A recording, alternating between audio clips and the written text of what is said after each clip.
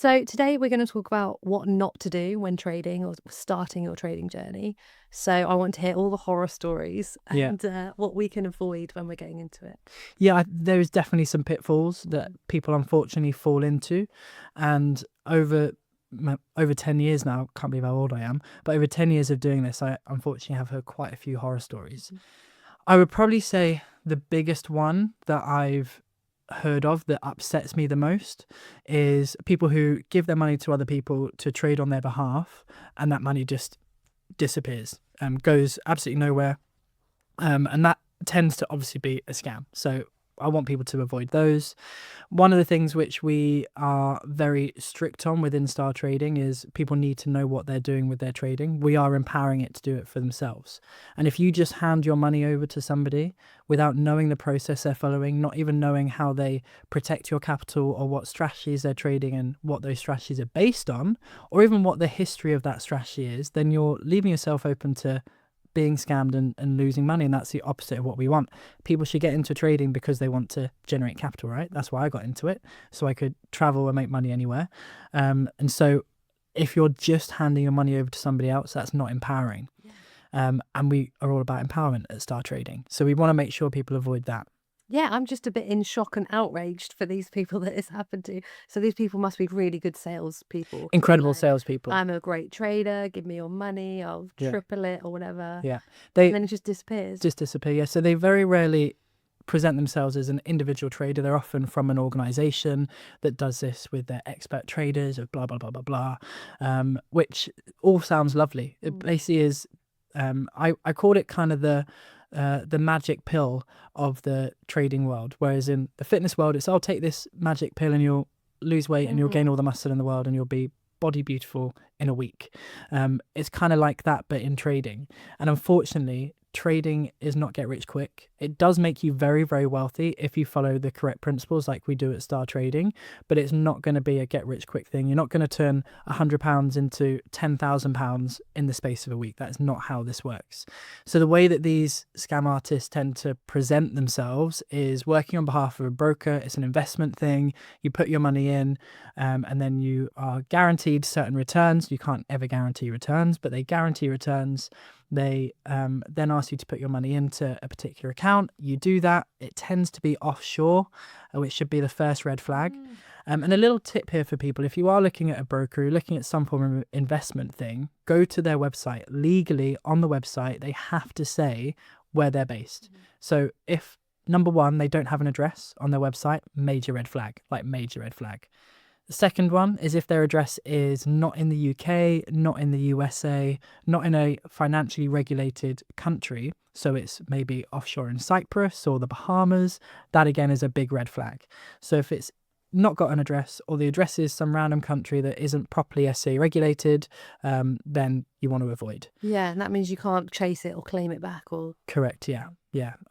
Unfortunately, because there has been a lot of people pretending to be me online, I do know people who've been conned out of literally tens of thousands of pounds by people pretending to be me and going to trade on their behalf because they want that get rich quick, someone doing everything for them, which doesn't tend to work. I've never seen it work, unfortunately.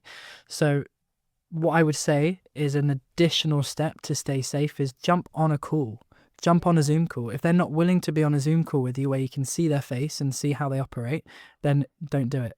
That's a very good way to hand over your money to the wrong person, is if you've not even spoken to them. So make sure you're doing that. So long-winded answer to, do not just hand your money over to somebody else to do it for you if you don't understand how they're doing it, you don't actually know who they are, and if they're operating outside of a financially regulated zone. It's super risky, isn't it? And it all comes down to like the instant gratification, really quick kind of culture that we're in. People want really quick wins. Yeah. And that should just be a red flag. Like that is, you're definitely going to get burnt. Yeah. If it sounds too good to be true, it often is. I say that because sometimes people think that what we do at Star Trading sounds too good to be true, but the reality is it still takes work. You still have to put the work in. We were talking about this over lunch at one point. You have to put the work in. You have to follow the process, do the testing, make sure you understand the strategy, and then you can expect exceptional returns. But to expect exceptional returns when you haven't got any knowledge in that particular industry or sphere is close to madness. Maybe it's, desperation. Maybe there's people in quite bad situations and they're like, oh, I just need to put 100 quid in and then I'll get £30,000 at the end of the week. Yeah. Maybe the last resort thing. I think there is a lot of that. There is a lot of that. And unfortunately, if you're in that position, the worst thing you can do is just throw your money at something. You need to figure out a way of generating additional cash flow and getting yourself out of financial stress. Because if you're in heavy financial stress, you're not going to be making the smartest decisions. So I think often they do rely on desperation. I think they often rely on people not understanding the way financial markets work, which is, again, a massive reason why education is so important. I'm not talking just about star trading education. I'm talking about general understanding of financial worlds and how numbers work and things like that. Cool. How else can we protect ourselves when we're learning to trade? Well, another thing to definitely not do is approach the markets without any form of strategy. And this is, I talk to property investors a lot, and no property investor who knows what they're doing would just buy a random property in a random area without understanding what strategy they're using and how that strategy performs in the area that they're looking at. And it's the same with trading. You should not ever approach the market just hoping on gut feeling that you're going to make the right decision. That is not how it works. If you want to be a long-term successful trader, if you want to have a lucky guess here and there, then you are actually gambling, you're not trading. Trading is about systematic processes that have been tried and tested into strategies that you can repeat and repeat and repeat. That's why star traders are consistently successful and profitable, because they're following a tried and tested system. They're following a strategy. They're not just basing it on gut feeling.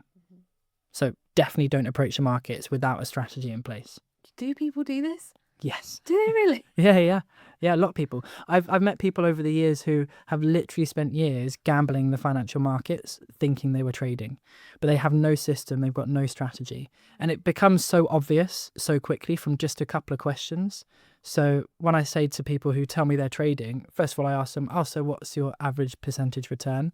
If they don't know the answer to that, then they just aren't trading categorically. If they do know the answer to that, they tend to say, oh, I'm about break even. That's code for I'm losing money. And they just don't want to admit it. And then you ask them a few more questions like, oh, so what's your win-loss ratio? They don't know. What's the strategy you're using? What components? What indicator you're using? And they don't know. Well, oh, sometimes I'm looking at this, sometimes I'm looking at that. If you're not consistently trading the same principles, the same processes, you cannot test what it is you're doing. And the reason our method is featured in Bloomberg is because it's so data driven, and we can only have that level of quality data because we're following the same step-by-step process each time. And when you have a step-by-step process, it's repeatable and it's teachable, and other people can master it as well. And it works. And it works. Doing great things for people. Yeah. Have you got any more tips of what not to do? Yes. So third tip I would say is, what is my third tip? I've got a few little cheat sheet here. Yes, don't ever trade without safety measures in place. So again, when people are gambling, they don't really know what they're doing. They're not following a process. They aren't protecting themselves. And that is where people get into difficulty. That's where you find people say, oh, I tried that once and it didn't work for me, so it's never going to work for you. Oh, I lost all my money. Well, how did you lose all your money? Because the star trading method, it's mathematically impossible for you to lose all your money. Yeah. Which is why we can give the guarantee that you're never going to blow an account if you follow our processes. Why? Because part of our process, part of our system is having risk methodology, it's having money protection in place, which keeps people safe. So never ever approach the financial markets or even get involved in financial markets if you don't understand how to protect the downside. Because if you protect the downside, you protect the risk, then you actually can maximize the profit potential as well. We were talking as well earlier about a new strategy that we're trialing, which is incredibly low risk but high reward, which this month has, what month are we in? February?